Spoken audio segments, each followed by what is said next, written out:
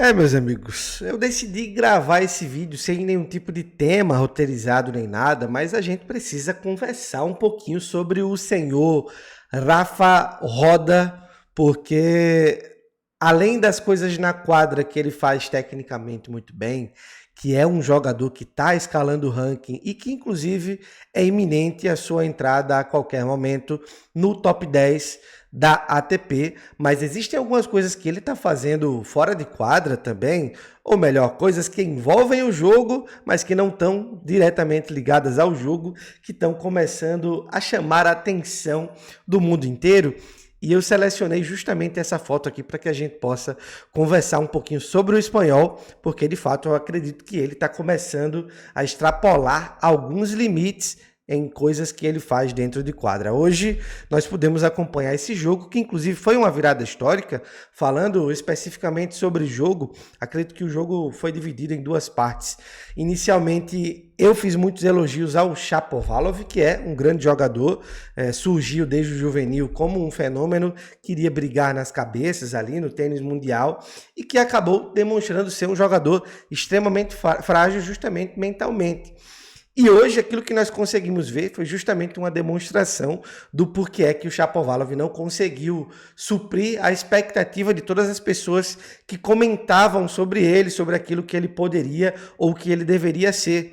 Mesmo tendo duas quebras à frente, jogando diante de um jogador que está fazendo talvez a melhor corrida do ano, tirando obviamente dos nomes que já são protagonistas normalmente, ainda assim o Shapovalov conseguiu tomar uma virada, não vencendo mais nenhum game depois de estar com duas quebras à frente, sacando para o set em duas oportunidades, sacando para o jogo, na verdade, em duas oportunidades. Agora,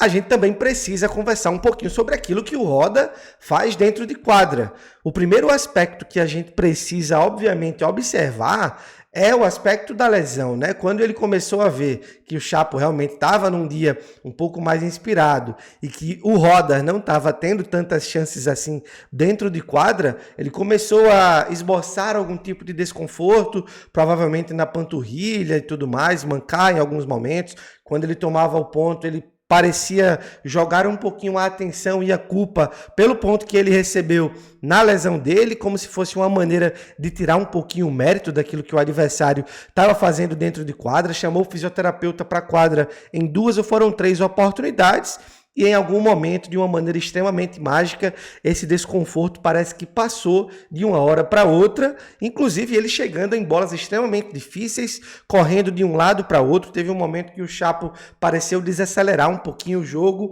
e simplesmente começar a jogar o Roda de um lado para outro, o espanhol conseguindo chegar em praticamente todas as bolas, em bolas atrás, com lobby, ele ia, ele tentava e parece que o desconforto foi completamente embora. O próprio pessoal da transmissão da ESPN acabou comentando sobre as habilidades do fisioterapeuta e parece que fez algum tipo de milagre ali e que a dor do Roda foi embora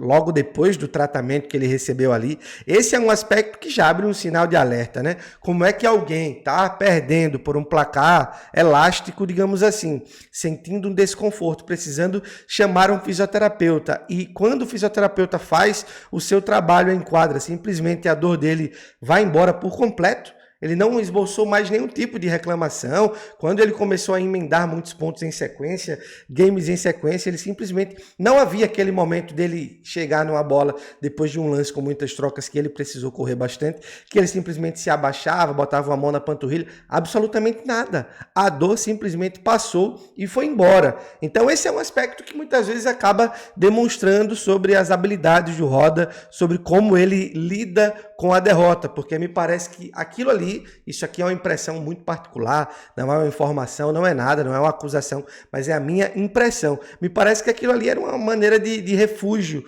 para ele, de certa forma, justificar uma eventual derrota que parecia estar chegando. E um outro aspecto que a gente precisa também observar muito no jogo do espanhol é que eu acredito que ele a qualquer momento vai se prejudicar bastante com a Adidas, que é o seu patrocinador aí de material esportivo, principalmente de tênis também, que é o tema do momento. Como vocês podem ver na foto aqui ao lado, o próprio Shapovalov começou a expressar um certo descontentamento com aquilo que o Roda estava fazendo dentro de quadra. Ele alegou que o cadastro dele rompeu uma vez, ele foi, sentou,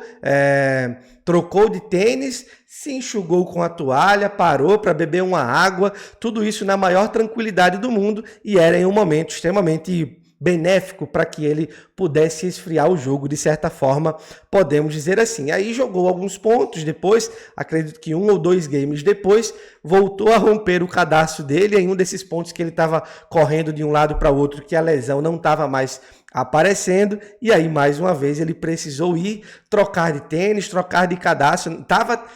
ele chegou ao ponto de trocar um cadastro de um tênis para o outro, e aí, obviamente, esfriar completamente o jogo. O Shapovalov precisaria ou ficar se aquecendo, de alguma maneira se desgastando, ou precisaria sentar no banco, e aí iria esfriar completamente, porque, mais uma vez, o cadastro do espanhol acabou rompendo e precisaria trocar o cadastro de um tênis para outro. Não contente com isso, o pai dele enviou um tênis para ele, através dos assistentes, dos boleiros, e aí ele não conseguiu colocar a palmilha personalizada dele dentro do tênis, ele devolveu o tênis para que o pai colocasse a palmilha e devolvesse o tênis para ele. Cara, isso aqui,